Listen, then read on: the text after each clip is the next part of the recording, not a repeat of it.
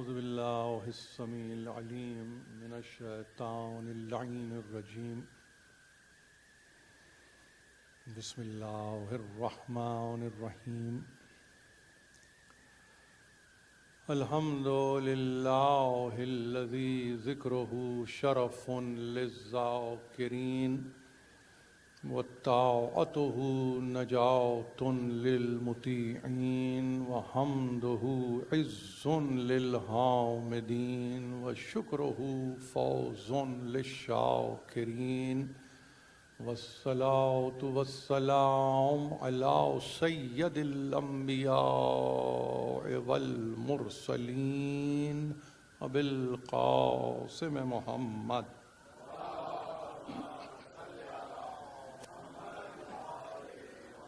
وأهل بيته الطيبين الطاهرين المعصومين المظلومين الذين أذهب الله عنهم الرجس وطهرهم تطهيرا.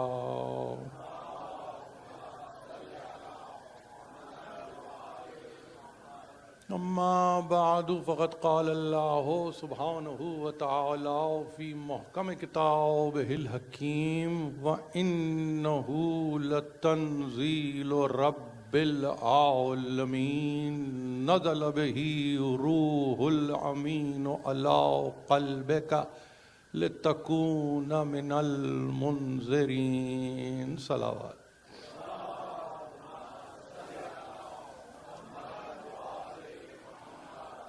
یکم رمضان 1447 ہجری مطابق 19 فروری 2026 عیسوی.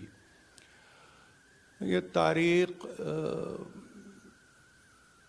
اس لحاظ سے بتلائی جا رہی ہے کہ جیسا کہ آپ نے برنامے میں ملاحظہ کیا ہوگا کہ میری ان تقاریر کے ساتھ ہی ادارے نے بڑی ذمہ داری کا مظاہرہ کرتے ہوئے سرکار قطمی مرتبت کے تعلق سے کامل 1500 سال یعنی ولادت کی تکمیل کا اعلان کیا اور اپنے ایک فرض منصبی کو ادا کیا.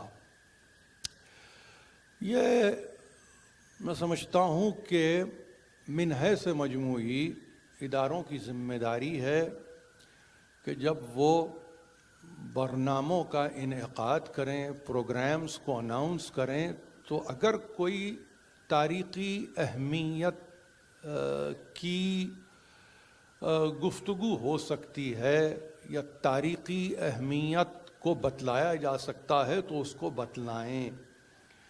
اس لیے کہ ہم جس مسلک سے وابستہ ہیں، ہمارا مسلک اس اعتبار سے منفرد ہے کہ ہم نے بہت ہی غور و خوض کیا ہے، نہ صرف یہ کہ اپنی تاریخ پر، بلکہ یوں سمجھ لیجئے کہ جس فریضے کو عامت المسلمین نہیں نبھا رہے ہیں، ہم اس فریضے کو بھی ادا کر رہے ہیں. یعنی اس اعتبار سے کہ ہم اتنے چوکنے رہتے ہیں، بلکہ اگر یوں کہیں کہ ویل انفارمڈ رہتے ہیں کہ ہم اپنے فورم سے اس بات کو نہ صرف یہ کہ اجاگر کرتے ہیں بلکہ ہم آمادہ کرتے ہیں سننے والوں کو کہ وہ یقیناً موقع اور محل کی مناسبت سے تو آئیں ہی، لیکن تاریخی مناسبت بھی ان کے پیش نظر رہے. ہر سال رمضان آتا ہے، ہر سال محرم آتا ہے، ہر سال ربیع الاولی آتا ہے، لیکن کبھی کبھی کچھ تاریخیں ایسی ہوتی ہیں کہ جس میں ایک اجتماعی ذمہ داری بھی ہوتی ہے اور وہیں ایک فرد پر بھی ذمہ داری عائد ہو جاتی ہے کہ وہ بحسن و خوبی اس عمل کو پائے تکمیل تک پہنچائے۔ دیکھیے، اگر کوئی آپ سے پوچھے کہ یہ 1500 برس ہوئے سرکار رسالت مآب کی میلاد کو، ولادت کو، تو کس اعتبار سے ہوئے؟ یعنی سوال تو قائم کرنے والا کر سکتا ہے، عیسوی اعتبار سے ہوئے؟ نہیں، عیسوی اعتبار سے تو نہیں ہوئے۔ اگر آپ سے کوئی پوچھے کہ سن ولادت جس میں 569 عیسوی کا بھی تذکرہ ہے، 570 عیسوی کا بھی تذکرہ ہے، 571 عیسوی کا بھی تذکرہ ہے، اب اگر آپ اس میں 1500 کو جمع کر لیجئے تو یہ تو کوئی 2070 کی گفتگو ہو رہی ہے، ہم 2026 میں، تو عیسوی اعتبار سے تو یہ 1500 برس نہیں ہوئے۔ ہجری اعتبار سے اگر کوئی کہنا چاہے تو اس کو بھی سمجھنا چاہیے کہ ابھی تو ہجرت کو فقط 1447 برس ہوئے ہیں، تو اس کا مطلب 1500 برس ہجری اعتبار سے بھی نہیں ہیں۔ تو اب وہ کون سی تقویم ہے، وہ کون سا کیلنڈر ہے، وہ کون سے ماہ و سال ہیں جن کے تحت ہم نے یہ اعلان کیا ہے کہ 1500 برس میلاد رسول اکمل کے ہوئے ہیں؟ تو پتہ چلنا چاہیے بچوں کو خاص طور پر کہ جب آپ کا سن مبارک 53 برس کا ہوا تو آپ نے ہجرت اختیار کی، یعنی ہجرت واقع ہوئی، اور اس وقت ہجرت واقع ہو رہی تھی تو جو تقویم اس وقت نافذ تھی یا رائج تھی وہ عام الفیل تھی، یعنی 53 برس سن عام الفیل کے مطابق، تو وہاں تو اس آپ عدد کو روک دیجئے، اور اس میں اب آپ بہت ہی سادہ سا حساب کا سوال ہے، اس میں تفریق کی گنجائش نہیں ہے، جمع ہی کیجئے 1447 برس۔ تو جیسے ہی آپ نے 53 برس میں 1447 کو جمع کیا تو حاصل عدد 1500 آیا، اور جب 1500 آیا تو اب کوئی یہ پوچھے باعتبار کیلنڈر، نہیں، اس کی انفرادیت یہ ہے کہ عام الفیل جمع ہوں گے سن و سال ہجرت میں، اور جب یہ دونوں ملیں گے تو پھر کہیں جا کے آپ کہیں گے کہ یہ 1500 برس کی تکمیل ہو رہی ہے۔ تو یہ بات ایک بڑی اہم ہے، اس کو مجھے کرنا لازمی تھا۔ دوسری چیز یہ کہ کوئی پوچھے کیا ہم سے چوک ہوئی اس معاملے میں، تو میں لفظ چوک ذرا سا سخت لفظ ہے، میں کہوں گا کہ شاید نگاہ نہیں ٹھہری تھی اس مسئلے پر۔ اگر یہ تھوڑا پہلے اس پر نگاہ کو ڈال دیا جاتا یا ذرا سا اس کو زیرک نگہی سے دیکھا جاتا تو شاید اس طرح کے برناموں کو ایک برس پہلے شروع ہو جانا چاہیے تھا۔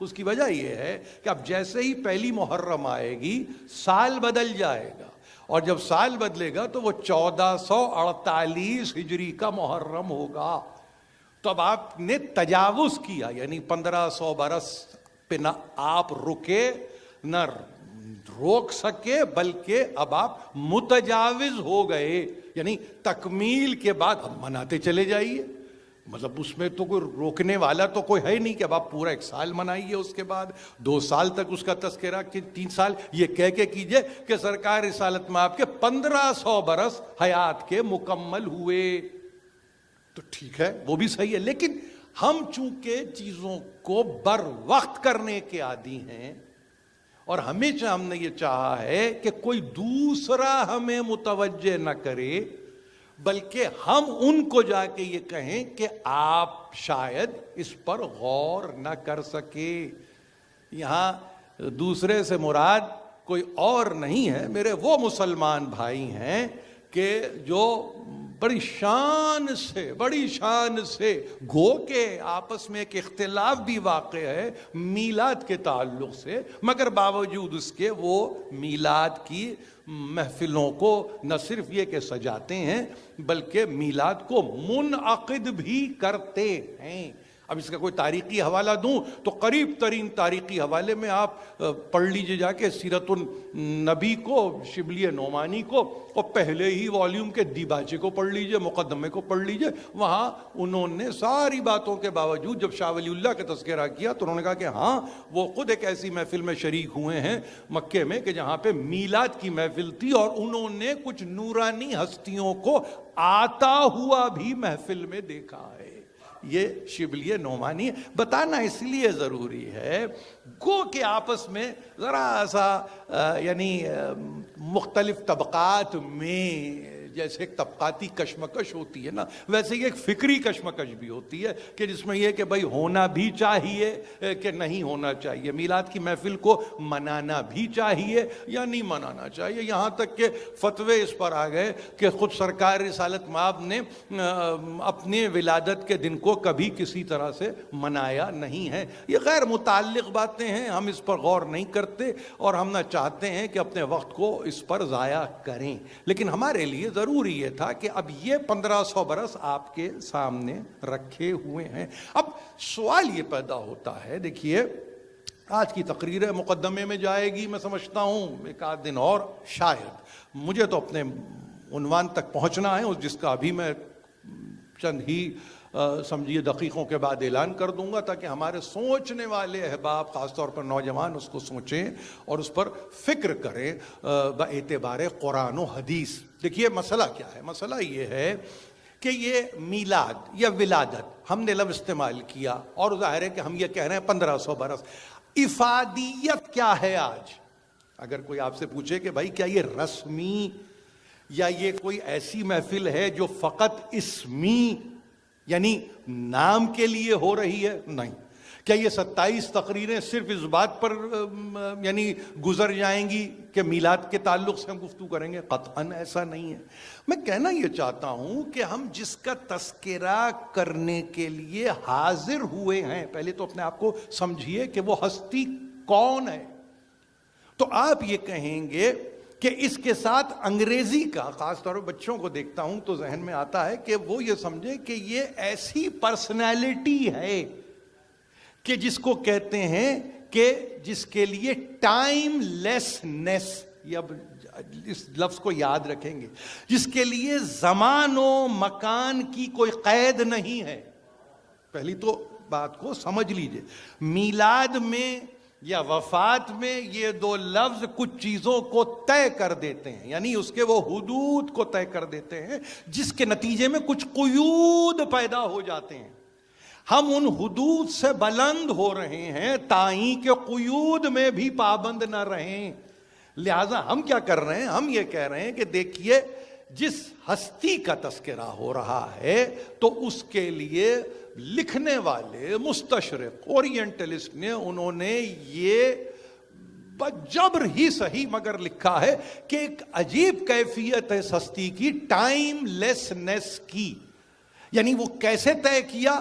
ٹائم لیسنس کو بھی کیسے طے کیا؟ وہ یہ طے کیا انہوں نے کہ جب قرآن میں سورہ انبیاء کی آیت آتی ہے وَمَا أَرْسَلْنَاكَ إِلَّا رَحْمَةً لِلْعَالَمِينَ، تو یہ ایک آیت کے تحت آپ پڑھیں گے، عقیدہ بھی اس میں ہے، عقیدت بھی اس میں ہے، لیکن بلند ہو جائیے، فلسفی بننے کی ضرورت نہیں ہے، مدبر بننے کی ضرورت نہیں ہے، مفکر بننے کی ضرورت نہیں ہے، مگر اس چھوٹی سی آیت کی کنٹینیوٹی کو دیکھیے اسپیس اور ٹائم میں، تو آپ یہ کہیں گے کہ یہ بغیر کسی ٹینس کے اس کا ترجمہ کس طرح کیا جائے جس میں کوئی زمانہ نہ ہو، جس میں کوئی مکان نہ ہو، کوئی مقام نہ ہو، کوئی محل نہ ہو، کوئی موقع نہ ہو۔ ہم نے تمہیں نہیں بھیجا مگر عالمین کے لیے رحمت بنا کر، وَمَا أَرْسَلْنَاكَ إِلَّا رَحْمَةً لِلْعَالَمِينَ۔ timelessness of the Almighty's mercy. یہ اس کا فقرہ انگریزی میں، اس کو آپ کو ذرا سا برداشت کرنا ہوگا کہ اس کی رحمت کا ایسا حامل کہ جس کے لیے نہ وقت ہے، نہ اوقات ہیں، نہ زمان ہے، نہ مکان ہے، بلکہ یوں محسوس ہوتا ہے زمانے کے طول میں ہمیشگی ہے، دوام ہے، ابدیت ہے، سرمدیت ہے، یعنی ایسی کیفیت ہے جس کے بعد آپ یہ کہیں گے کہ اس کی حیات کو نہ کہیں سے گنا جا سکتا ہے، نہ کہیں تک لے جایا جا سکتا ہے۔ یہ ہے وہ ہستی جس کے تعلق سے پہلی رمضان کو ہم کم از کم اس رمضان، سارے مہینے انہی کے ہیں، سارے اوقات انہی کے ہیں، سارے ایام انہی کے ہیں، سب کچھ انہی کا ہے، مگر دیکھنے اور سننے اور سمجھنے کی بات یہ ہے کہ ہم جس کے لیے جمع ہو رہے ہیں وہ اس کی مرسی میں، یعنی اس کی رحمت تامہ، اس کی رحمت کاملہ، اس کی رحمت واسعہ میں ہمیشگی رکھتا ہے۔ وہ کسی زمانے کے لیے رحمت بنا کے نہیں آیا، وہ کسی زمین کے لیے رحمت بنا کے نہیں آیا، لفظ عالمین ہے، بھیجنے والا وہ ہے، یعنی بھیجنے والا، اس کے لیے حدود و قیود نہیں۔ عالم کی تعریف عالمین، عالم کی نہ ہو سکی، عالمین کی کیا ہو سکے گی؟ دونوں ہی طرف انسان اتنا بے بس ہے کہ خود بے بس رہتے ہوئے کسی کو بس میں کرنا چاہتا ہے، اور وہ یہ کہتا ہے کہ وہ 570 AD میں پیدا ہوئے، 632 میں دنیا سے گزر گئے، اور ان کے لیے آیت ہے وَمَا أَرْسَلْنَاكَ إِلَّا رَحْمَةً لِلْعَالَمِينَ۔ تو جو بچہ بیٹھا ہے میرا، وہ ایک لمحے میں پوری اس فکر کو بدل کے رکھ دے گا، اور وہ یہ کہے گا کہ آپ نے استنباط کہاں سے کیا ہے؟ آپ آخر اپنے آپ کو کس سورس سے ملا رہے ہیں، اور اس کے نتیجے میں آپ یہ کہہ رہے ہیں یہ ان کا دورانی حیات ہے، یہ ان کا لائف ٹائم ہے۔ تو معلوم یہ ہوا بہت احتیاط کی ضرورت ہے، بہت احتیاط کی ضرورت ہے۔ 1500 برس لکھے ضرور ہیں، مگر 1500 برس لکھنے کے ساتھ ساتھ دل و دماغ اس بات کی گواہی دیتے ہیں کہ جس کا ہم میلاد منا رہے ہیں یا منانا چاہتے ہیں وہ حیات دائمی رکھتا ہے، یعنی ان کنٹینیوٹی ہے اس کی زندگی، اور جس کی زندگی میں اتنا تسلسل ہے کہ آپ کے پاس قرآنک ہسٹری میں 950 برس کی نوح کی عمر کو ایکسیڈ کر دیا، خود 1500 برس میں تو آج بیٹھے ہوئے ہیں، نہیں معلوم کتنی صدیاں، کتنی قرنیں اور آگے آ جائیں کہ عرصہ محشر آ جائے اور آپ یہ کہہ سکیں کہ آپ کی حیات، آپ کی زندگی۔ تو اب آئیے کچھ باتوں کو طے کرتے ہیں۔ پہلی بات تو یہ آپ طے کر لیجئے کہ جس کی حیات کا یہ عالم ہے اس سے آپ کی وابستگی کیا ہے، اس سے آپ کا تعلق کیا ہے، اس سے آپ کا علاقہ کیا ہے، آپ کیسے متعلق ہیں اس سے، یہ بھی تو طے کریں نا۔ ایک بات۔ دوسری بات یہ اگر تعلق ہے، علاقہ ہے، وابستگی ہے، وارفتگی کی حد تک وابستگی ہے، تو ذرا یہ بھی طے کریں کہ اس حیات سے ہم کیا افادہ لے سکتے ہیں۔ ان کی حیات سے مجھے کیا فائدہ ہے؟ بالکل ذاتی ہر شخص جو یہاں بیٹھا ہے فرد اپنے طور پہ طے کرے کہ فائدہ کیا ہے. تو آپ کہیں افادہ ہر شخص کا یہی ایک ہی میں سمجھتا ہوں تمنا ہے کہ ہمیں فائدہ ہو. کوئی نقصان کی گفتگو نہیں کرتا, کوئی خسارے کی گفتگو نہیں کرتا, کوئی لاس کو برداشت کرنے کی طاقت نہیں رکھتا, لیکن وہ یہ چاہتا ضرور ہے اس سے ہمیں کچھ فائدہ ہو. تو طے بات ایک اگر ہو جائے کہ اگر حیات دائمی ہے تو ایسی حیات جو دائمی ہے وہ دوسرے کی زندگی پر کیسے اثر انداز ہوتی ہے یا ہو سکتی ہے. تو ایک بات آگے بڑھ کر طے کریں, کس دنیا میں ہم جی رہے ہیں. اپنے تعلق کو بھی تو دیکھیں نا, اپنے ماحول کو بھی دیکھیں نا. آپ جس سوسائٹی میں جی رہے ہیں آج اس کو آج کا مطلب آج اس کو فریکچرڈ ورلڈ کہتے ہیں, اس کو فریگمنٹڈ ورلڈ کہتے ہیں, اس کو ڈس اورینٹڈ ورلڈ کہتے ہیں. انسانیت کی اتنی تذلیل, تضحیک, توہین ہو چکی ہے کہ اس کو وونڈڈ ورلڈ کہتے ہیں. یعنی منتشر بھی ہے, بکھری ہوئی بھی ہے, فریگمنٹڈ ہے, فریکچرڈ ہے. یہ دو لفظ میں بار دوسری دفعہ شاید استعمال کر رہا ہوں. یعنی ٹوٹی ہوئی دنیا میں اجڑتی ہوئی انسانیت آباد ہے, اور وہ اتنی محروم ہے جیتے جی کہ اس کو سمجھ میں نہیں آتا کہ ہم کیسے اپنی حیات کو دوام دے سکیں. یہاں دوام کا مطلب جیتے رہنے کے معنوں میں نہیں ہے, کوالٹی آف لائف کی گفتگو کر رہا ہوں میں, کوانٹٹی کی گفتگو نہیں کر رہا ہوں. یہاں پہ گفتگو ہو رہی ہے کوالٹی کی. کیسے؟ تو دنیا جو زخموں سے رس رہی ہے, دنیا جو ٹوٹ پھوٹ کا شکار ہے, دنیا جو متفرق ہے, دنیا جو منتشر ہے, دنیا اب اس کو نہ بائی پولر کہا جا سکتا ہے, نہ یونی پولر کہا جا سکتا ہے, نہ سپریم یا سپر پاور کے تعلق سے اس کو جانا جا سکتا ہے. یعنی جس کی جیسے مرضی, جو جیسا جس کے دھیان میں آ رہا ہے وہ وہی سمت اختیار کیے جا رہا ہے. اس دنیا میں ہم جی رہے ہیں. اب اس دنیا میں اس ہستی کا جس کے 1500 برس ہوئے ہیں, آخر میں اس ہستی سے فائدہ کیسے لوں؟ تو آپ بغیر کسی تعامل کے آپ یہ کہیں گے کہ ایک حیات جاودانی دوسری حیات فانی کو کیسے باقی رکھ سکتی ہے. کچھ باتوں کو سمجھ لیجئے.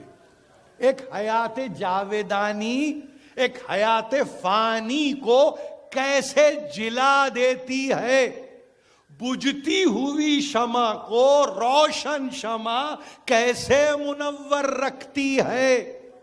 تو آپ کہیں گے اس میں فاصلہ نہیں ہوتا, اس میں دوری نہیں ہوتی, اس میں ڈسٹینس نہیں ہوتا. اگر بجھتی ہوئی شمع یہ چاہتی ہے کہ وہ باقی رہے, یعنی وہ شمع روشن رہنا چاہے, تو اس کو چاہیے کہ اس شمع کے نزدیک ہو جائے کہ جو لو دے رہی ہے, جو فروزاں ہے, جو روشن ہے. کیوں؟ تاکہ اگر کسی منزل پہ شعلہ جل بجھنے کی کیفیت اختیار کر رہا ہے تو کم از کم قربت میں رکھی ہوئی وہ شمع جو فروزہ ہے اس طرف انسان کا دل منتقل ہو جائے اور وہ جیسے سجدہ ریز ہوتا ہے کسی بارگاہ میں، ایک مرتبہ سجدہ ریز ہو تاکہ اسے پھر کوئی شمع روشن کر سکے۔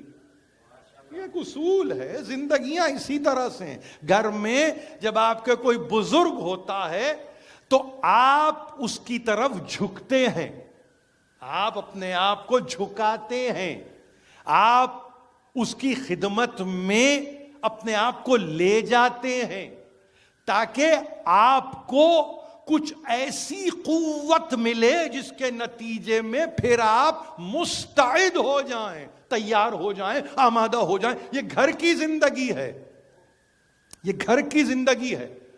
یہ میں قوموں کی اجتماعی زندگی کی گفتگو نہیں کر رہا ہوں، گھر میں فرد واحد کی زندگی ہے۔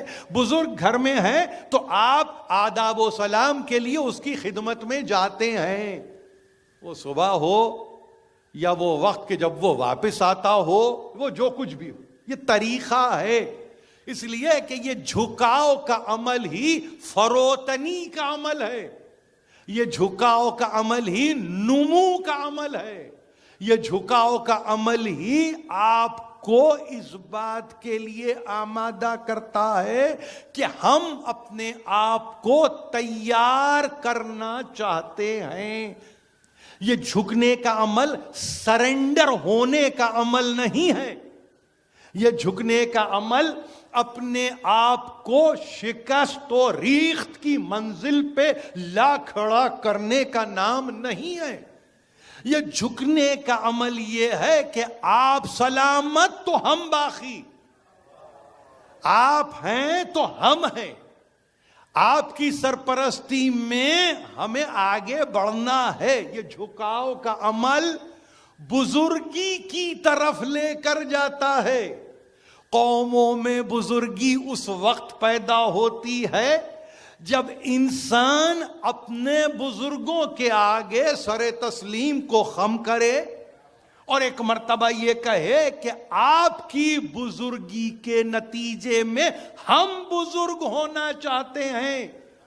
یعنی وہ نصیحتیں جو آپ کر رہے ہیں، جو وعید آپ کرتے ہیں، جس طرح کے آپ موعظے کو ہم تک پہنچاتے ہیں، پہنچائیے تاکہ ہم کسی منزل پر آنے والی نسل کے حوالے وہ پیغام کر دیں۔ یہ اصول ہے، اس کو اسی طرح سے باقی رہنا ہے، اس میں کوئی تبدیلی نہیں۔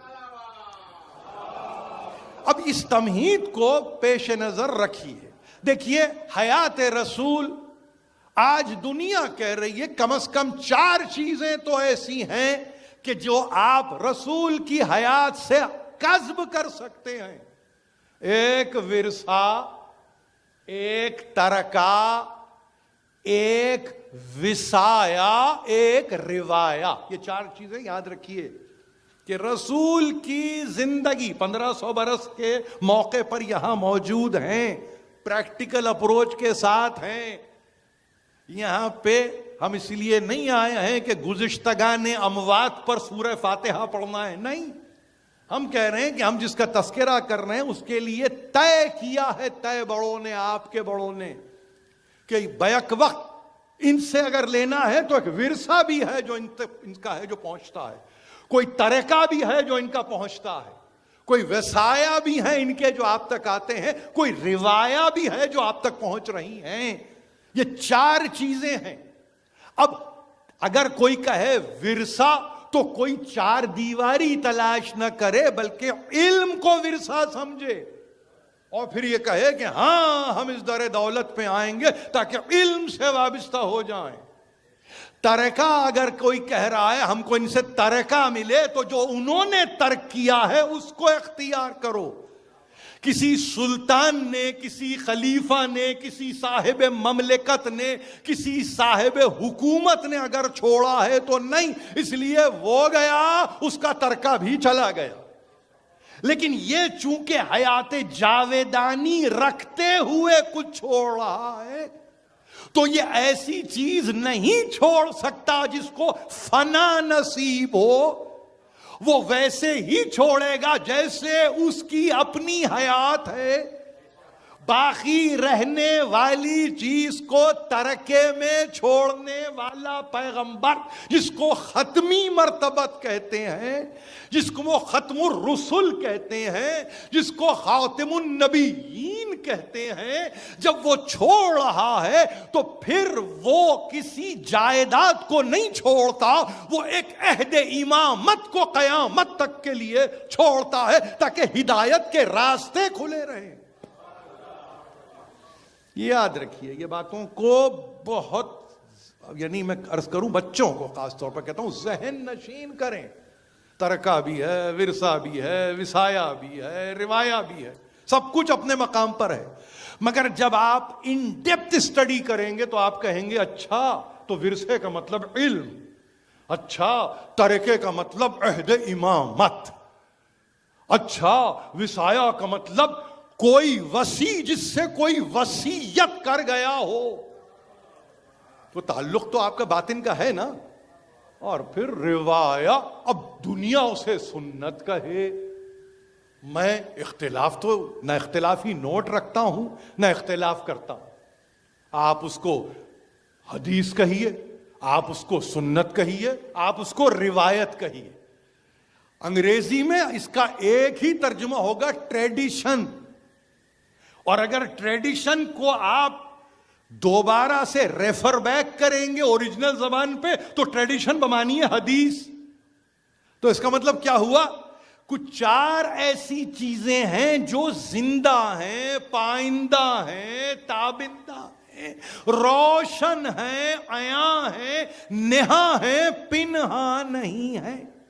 وہ ایسی چیز ہی نہیں کہ اس کے اندر ساری چیزیں روز روشن کی طرح نمایاں ہیں۔ اب یہ چار چیزیں آپ کے سامنے ہیں، یہ آج آپ کا پڑھا لکھا ذہن یہ کہہ رہا ہے، یہ فریکچرڈ دنیا میں، ٹوٹی پھوٹی دنیا میں آگے ترجمہ کروں گا تو آپ کہیں گے نہیں معلوم انیٹمی پہ گفتگو کر رہے ہیں، مجھے ضرورت نہیں ہے، مجھے ضرورت نہیں ہے، نہ آرتھوپیڈک پہ گفتگو ہوگی، نہ ہی کوئی انیٹمی پہ گفتگو ہوگی، لیکن جیسے دنیا ہے ویسے دنیا ہے، لولی لنگڑی، بے ساکھیوں کے ساتھ چلتی ہوئی، ایک دوسرے کا سہارا تلاش کرتی ہوئی، کوئی کسی کے کاندھے پہ ہاتھ رکھنے پہ آمادہ ہے، کوئی کسی کے کمر کے گرد ہاتھ رکھنا چاہتا ہے، کوئی کسی کو پکڑ کے چلنا چاہتا ہے، جبکہ دنیا بنانے اور بسانے والا کہتا ہے ہم چاہتے ہیں کہ تم چلو، تم اس کی راہ میں تم آگے بڑھو، بے ساکھیوں کے ساتھ نہیں، خود تم آگے بڑھو، تو تمہارے لیے ہم وہ سامان کر دیں گے جس کے نتیجے میں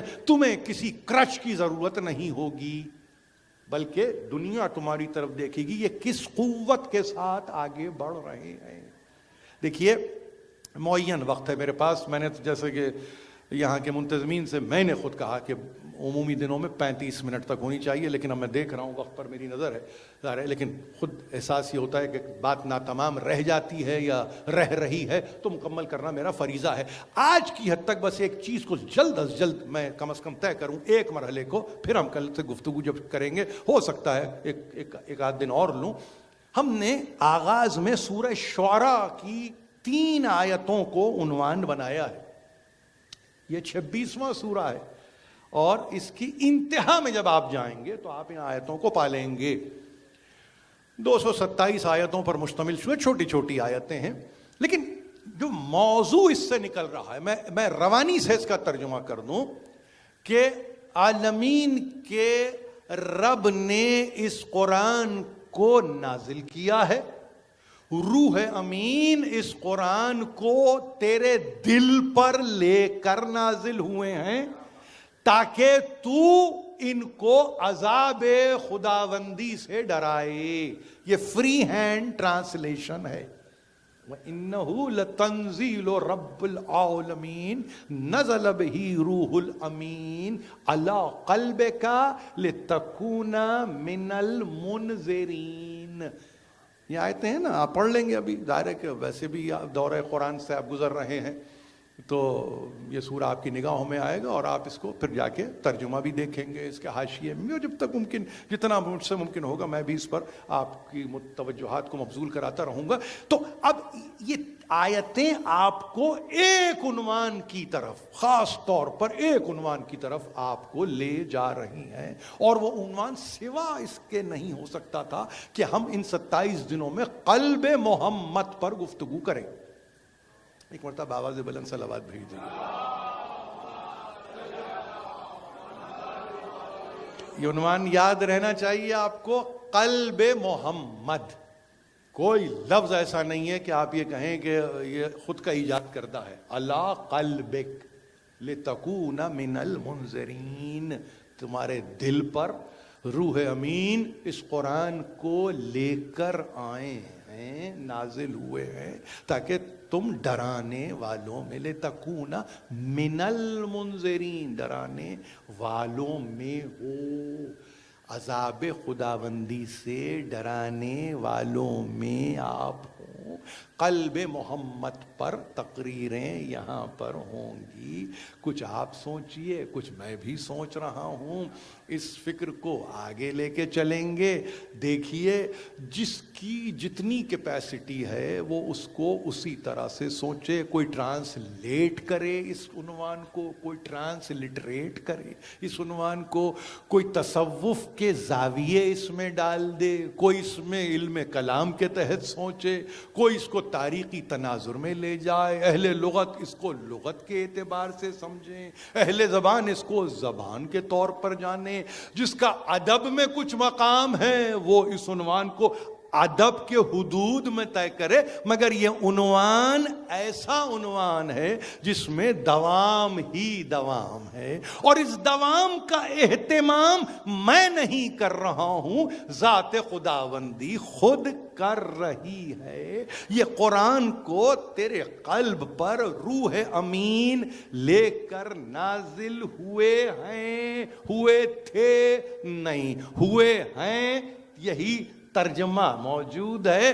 قرآن قیامت تک ہے، محل نزول بھی قیامت تک رہے گا۔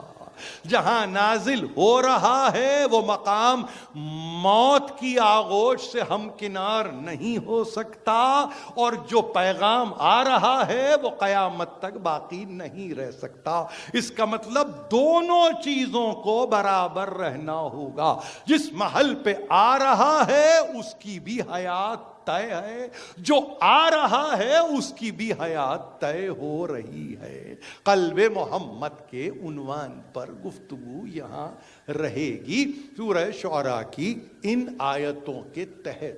آ جائیے اس تقریر کو تمام کرتے ہیں، اور تمام کرتے ہیں شب جمعہ میں اس انداز سے کہ جہاں پر صرف ایک بات کہنا چاہتا ہوں، جس کے دل پہ قرآن آیا ہو، جس کے قلب پہ قرآن آیا ہو، یعنی پیغام لایا ہو، لانے والا اور پیغام بر بن رہا ہو، جس کے دل پر اس کا نزول ہو رہا ہو، جب اس قلب کے تعلق سے گفتگو کریں آپ تو تاریخ میں ایک بات کو یاد رکھیں کہ جہاں آپ نے فضائل سنے ہیں وہاں پہ ایک فضیلت کو یہ بھی یاد رکھیں کہ سرکار رسالت مآب نے اس آغوش میں کہ جس کے تعلق سے دنیا نے کہا کہ کوئی بچہ پیدا ہوا وہ آغوش رسول میں آیا، یعنی اس کا عالم یہ ہے کہ نانا کی آغوش میں آ کے دل سے، قلب محمد سے اپنے آپ کو چسپاں کر لیا، اور اس طرح چسپاں کیا کہ پھر عین قلب محمد ہو گئے۔ یہ کوئی اور نہیں ہے، ایک ہستی جس کا عمومی تذکرہ آپ سنتے ہیں، اور وہ کوئی اور نہیں سوا حسین ابن علی کے۔ دل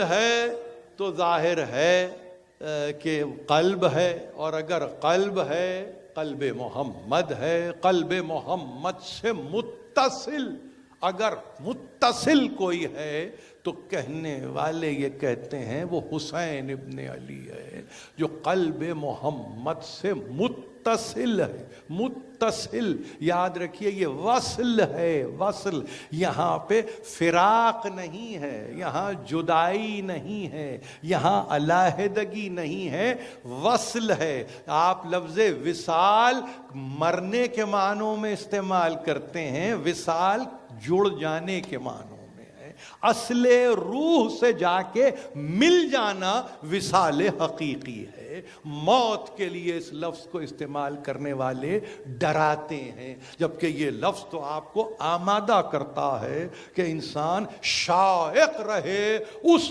اصل روح سے مل جانے پہ, کہ جہاں یہ کہیں کہ ہاں اس سے مل جاؤ اور ابدیت کی منزلوں سے وابستہ ہو جاؤ. کلیجے سے لگا کے پالا ہے. دنیا نے تو پشت پہ دیکھا ہے, نبی نے اپنے کلیجے سے لگا کے پالا ہے. ابھی آپ نے نوجوانوں سے مرثیہ سنا, کیسا شاندار آغاز کیا. انیس و دبیر سے آپ نے پہلی رمضان کا آغاز کر دیا. سلام آپ نے پڑھا, مرثیہ آپ نے سنا. ظاہر ہے وہاں اگر حسین دل ہے تو عباس بھی دلدار ہے. کوئی اور لفظ استعمال نہیں کیا ہے مرثیے میں شاعر نے. حسین دل ہے, حسین قلب ہے, مگر دل بھی تو دلداری چاہتا ہے. کون ہے جو دلداری کر سکے؟ کون ہے جو اس دل کو سمجھ سکے؟ ہاں, نگاہ انتقاب فاطمہ زہرا نے منتخب کیا ہے حمایت کے لیے, نصرت کے لیے, مدد کے لیے, کسی اور کو نہیں. عباس کو بلاؤ, عباس کو بلاؤ. ظاہر عباس آئے, حامی حسین ہے, ناصر حسین ہے, کیوں نہ ہو. عباس حسین کسی شخص کی حفاظت پہ معمور نہیں ہے, قلب محمد کی حفاظت کر رہے ہیں, قلب محمد کی حفاظت کر رہے ہیں. ایک شمع ہے جس کو قیامت تک جلتے رہنا ہے. دور امامت حسین کا آیا, منتقل ہو گیا. عہد امامت حسین کا ہے, قیامت تک باقی ہے. اس فقرے کو یاد رکھیے. عہد وعدے کے معنوں میں ہے. وعدہ امامت ختم نہیں ہوتا. دور امامت مورخ کے پاس ختم ہو گیا ہوگا, لیکن وعدہ امامت ختم نہیں ہوتا. جو عہد امامت سے مملو ہے, وابستہ ہے. ہاں, کیسی حفاظت کی, کیسی حفاظت کی, ایسے حفاظت کی کہ آنچ نہیں آئی ہے, زندگی باقی رہی ہے. یہی تو اعزاز ہے ام البنین کا کہ جب قافلہ پلٹ کے مدینہ واپس آیا ہے اور یہ سن لیا اپنے کانوں سے محلہ بنی ہاشم میں کھڑے ہو کر کہ سنانے والا یہ کہہ رہا ہے کہ حسین قتل ہو گئے, اور ایسے قتل ہوئے اور ایسے وقت میں قتل ہوئے جب عباس مارے جا چکے تھے, عباس شہید ہو چکے تھے. دیکھیے حسین قلب ہے, عباس اس قلب کا دلدار ہے, وہ دلداری کرتا ہے. ماں کا بھی تو دلدار ہے. خیال کیا ہوگا کہ اماں کو جواب دینا ہے, اور اماں بھی کسی کی بارگاہ میں جواب دے ہیں. کہتے ہیں مروان ابن حکم نے سنا ہے کہ بقی کے قبرستان میں کوئی بی بی گریا کرتی ہے اور یہ کہتے جاتی ہے اور روتے جاتی ہے کہ شہزادی روز محشر گواہ رہیے گا کہ حسین جیتے رہے جب تک عباس جیتے تھے. حسین شہید ہوئے, اس سے پہلے عباس کے دونوں ہاتھ کٹے ہیں. تو اب یہ خبر دینے والی نے تو خبر دے دی, مگر اس خبر کو لے کے محشر میں جانے والی جب جاتی ہے تو شافع محشر کے سامنے نہیں, داور محشر کے سامنے یہ کہتی ہے پروردگار تو گواہ رہنا اس امت کی شفاعت کے لیے, میرے عباس کے جو دلدار ہے میرے حسین کا, میں دو کٹے ہوئے ہاتھ لے کے الہی و سیدی و مولایا و ربی پروردگار اس قلیل توسل کو ہم سے قبول فرما. جو پریشان حال ہیں ان کی پریشانیوں کو دور کر، جو بیمار ہیں شفاء کامل عطا کر، جو پریشان ہیں ان کی پریشانیوں کو دور کر، جو محروم ز رزق ہیں پروردگار ان کو رزق فراواں اور رزق بے پایاں نصیب کر. ہمیں کوئی غم نہ دے سوا غم آل محمد کے. تعجیل فرما ظہور حجت.